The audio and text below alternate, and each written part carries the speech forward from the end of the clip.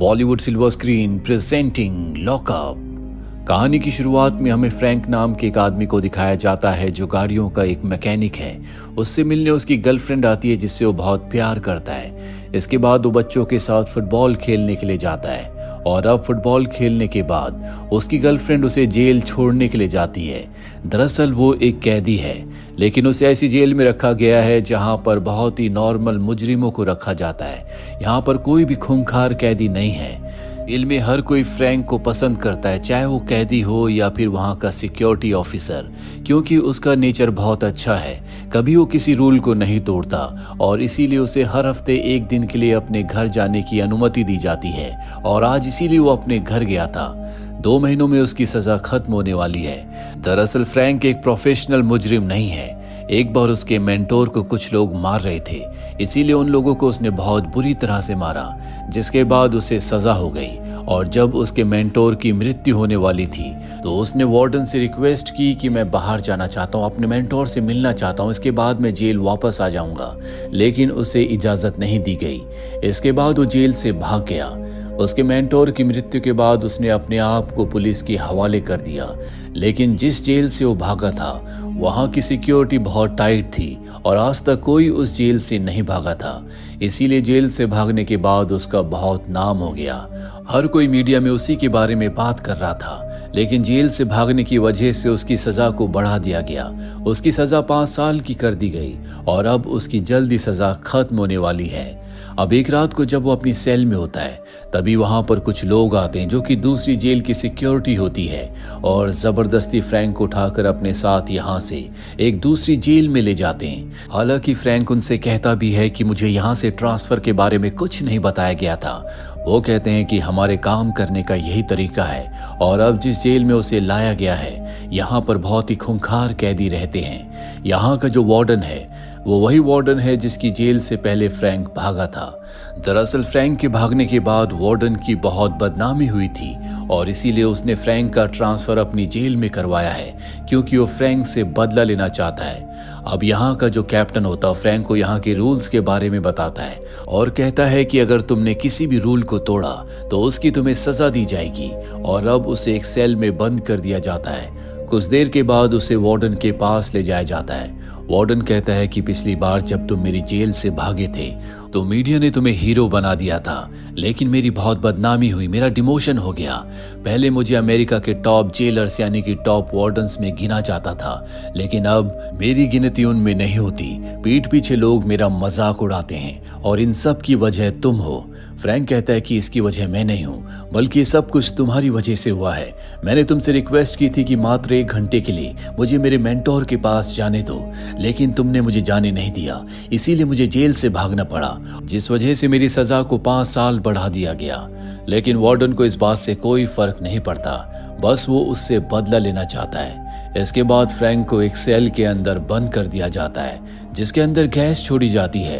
दरअसल जब भी कोई कैदी कोई गलती करता है या किसी रूल को तोड़ता है तो उसे इसी केबिन के अंदर बंद करके उसके अंदर गैस को छोड़ दिया जाता है। फ्रैंक ने कोई गलती नहीं की है, लेकिन फिर भी उसे सजा दी जा रही है। उसे केबिन के अंदर बंद करके गैस को छोड़ दिया जाता है, जिससे उसे सांस लेने में बहुत तकलीफ होती है। वहां पर गैस को जो कंट्रोल कर रहा होता है उसे समझ में आ जाता है कि अब गैस को बंद कर देना चाहिए, लेकिन वार्डन उसे ऐसा करने से मना करता है। अंदर फ्रैंक तड़प रहा होता है और जब उसकी मृत्यु होने वाली होती है तभी उस गैस को बंद कर दिया जाता है। इससे फ्रैंक को बहुत तकलीफ होती है।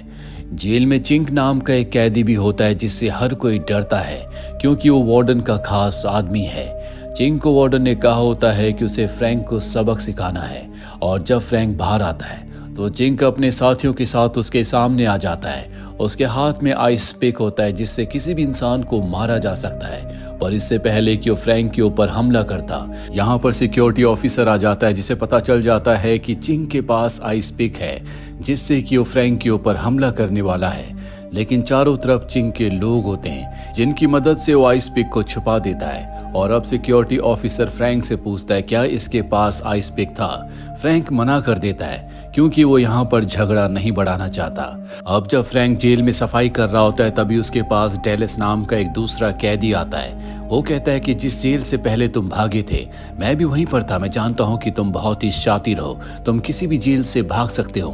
मैं चाहता हूँ कि हम दोनों यहाँ से भाग जाएं। लेकिन फ्रैंक साफ साफ मना कर देता है। वो कहता है कि 2 महीने बाद मेरी सजा खत्म होने वाली है। डेलिस कहता है कि तुम मेरे साथ चलो, तुम एक अच्छे मैकेनिक हो, सफाई का काम छोड़कर मैं तुम्हें मैकेनिक का काम दिलवा देता हूँ। और वो उसे गराज में ले जाता है। लेकिन वहाँ का जो हेड मैकेनिक होता है वो कहता है कि मेरे पास किसी भी फालतू इंसान के लिए काम नहीं है, मुझे एक्सपर्ट लोग चाहिए। इसीलिए फ्रैंक वहाँ से चला जाता है। जिसके बाद डेलिस फ्रैंक को अपना प्लान बताता है कि मैं यहाँ से एक पाइप के जरिए भागूंगा जो ऊपर की तरफ जाता है। फ्रैंक कहता है कि शायद तुमने पाइप को अच्छे से ऑब्जर्व नहीं किया, उसके अंदर का जो टेम्परेचर है वो इतना ज्यादा है कि उसके अंदर जाते ही तुम्हारी मृत्यु हो जाएगी।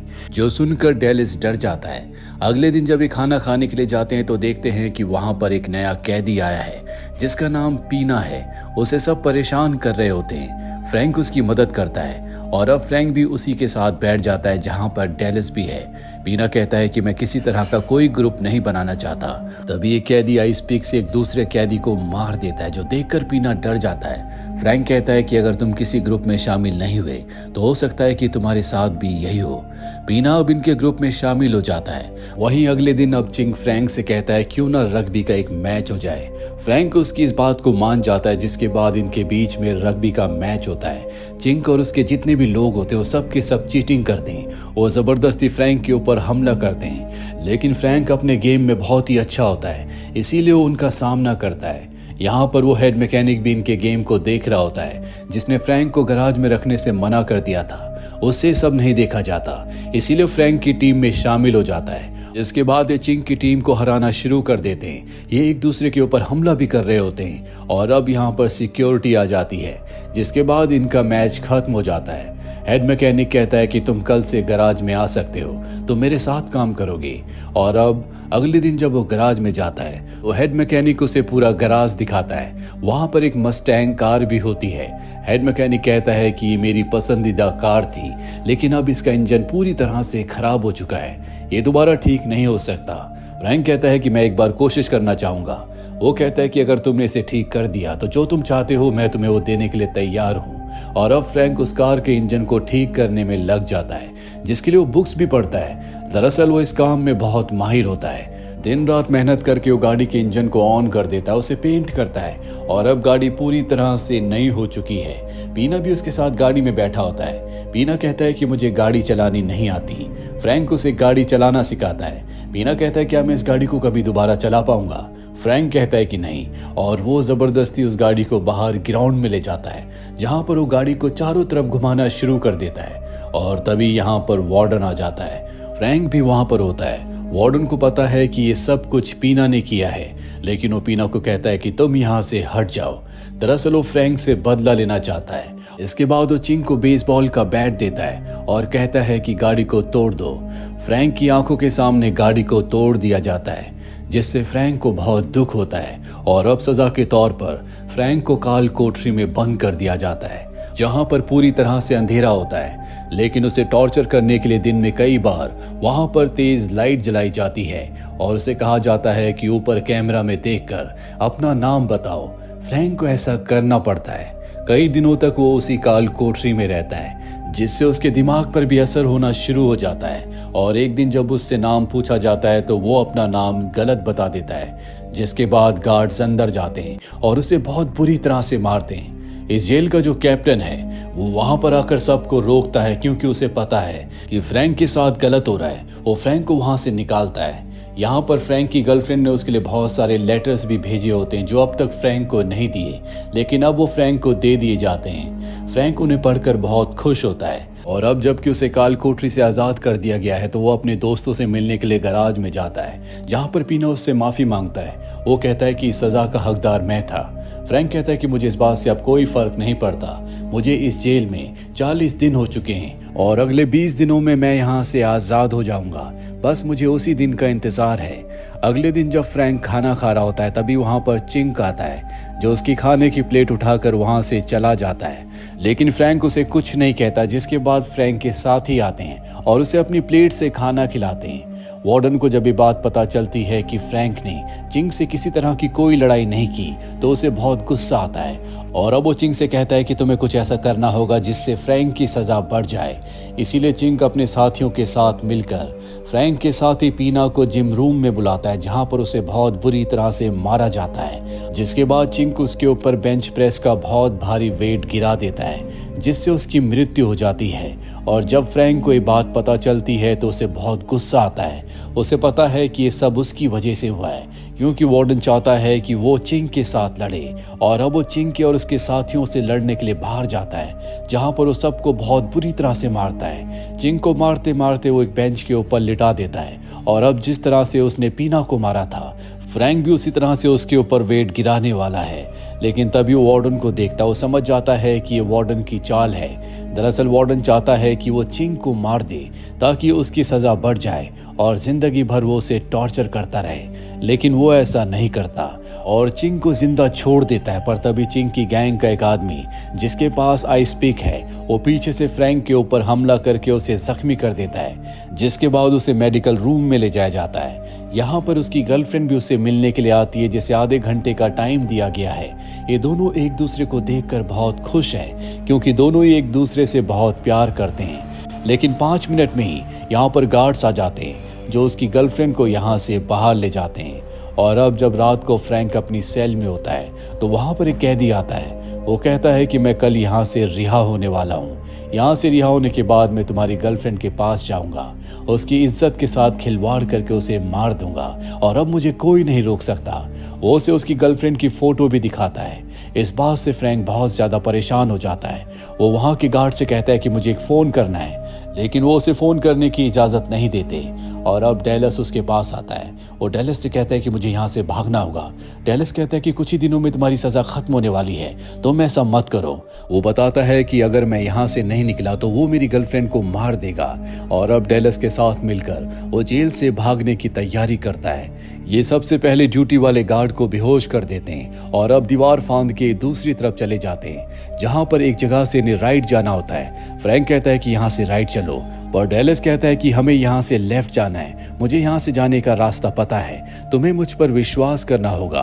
फ्रैंक उसकी बातों पर विश्वास करके उसके साथ लेफ्ट चला जाता है और जब भी आगे बढ़ते हैं तो वहाँ पर वार्डन अपने बहुत सारे गार्ड्स के साथ खड़ा होता है और अब फ्रैंक को पकड़ लिया जाता है। वो समझ जाता है कि उसके दोस्त डेलस ने उसे धोखा दिया है। वो पूछता है कि तुमने ऐसा क्यों किया। डेलस बताता है कि तुम आज नहीं तो कल जेल से छूट ही जाओगे, लेकिन मुझे उम्र कैद की सजा दी गई है।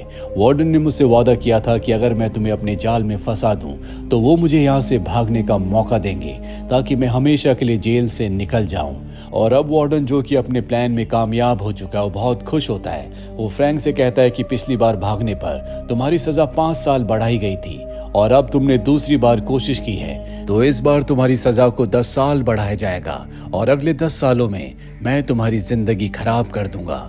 यहाँ पर जो डेलस होता है वार्डन से कहता है मुझे यहाँ से जाने दो, जो तुमने कहा था मैंने वो कर दिया। वार्डन कहता है कि मेरी जेल से कोई नहीं भाग सकता। अपने गार्ड्स को वो इशारा करता है, जिसके बाद वो डेलस को बहुत बुरी तरह से मारकर पानी में फेंक देते हैं। इसके बाद वार्डन यहाँ से जाने से पहले अपने गार्ड से कहता है कि फ्रैंक को बहुत बुरी तरह से मारो और उसे सेल के अंदर बंद कर दो। ये कहकर वो वहाँ से चला जाता है और अब जब गार्ड्स फ्रैंक के ऊपर हमला करते हैं तो फ्रैंक भी उनके ऊपर हमला करता है और वो एक एक करके गार्ड्स को बहुत बुरी तरह से मारता है। वो एक गार्ड को पानी के अंदर फेंक देता है और अब जब वो यहाँ से जा रहा होता है तभी डेलस उससे कहता है कि तुम मेरी मजबूरी को समझ सकते थे, क्या तुम मुझे अपने साथ ले जाओगे। फ्रैंक कहता है कि हाँ। दरअसल फ्रैंक ने उसे माफ कर दिया। फ्रैंक अपना हाथ बढ़ाता है, तभी वो गार्ड जो पानी के अंदर होता है वो फ्रैंक का गला जंजीर से दबाना शुरू कर देता है। फ्रैंक की जान जाने वाली होती है कि डेलस वहां से इलेक्ट्रिक वायर निकाल देता और कहता है कि अगर तुमने फ्रैंक को नहीं छोड़ा तो मैं इस वायर को, इस करंट को पानी में छोड़ दूंगा, जिससे मेरे साथ तुम भी मारे जाओगे। उसे मजबूरी में फ्रैंक को छोड़ना पड़ता है और अब डेलस उस तार को पानी के अंदर फेंक देता है, जिससे उसके साथ साथ उस गार्ड की भी मृत्यु हो जाती है। फ्रैंक अब यहाँ से निकल जाता है। सबको पता चल जाता है कि फ्रैंक जेल से भाग रहा है। हर कोई उसे ढूंढ रहा होता है, लेकिन फ्रैंक का किसी को कुछ पता नहीं चलता।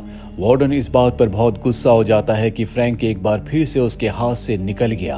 वो कहता है कि फ्रैंक मुझे जिंदा चाहिए, और तभी फ्रैंक वहां पर पीछे से आकर उस पर चाकू तान देता है और उसे कहता है कि तुम्हें क्या लगा था कि मैं यहाँ से भाग जाऊंगा और जिंदगी भर पुलिस से भागता रहूंगा? मैं ऐसा नहीं कर सकता था। और अब वो वार्डन को एग्जीक्यूशन रूम में ले जाता है, जहां पर वो उसे इलेक्ट्रिक चेयर के ऊपर बिठा देता है। इन पर उन कैदियों को बिठाया जाता है जिन्हें सजाए मौत दी जाती है।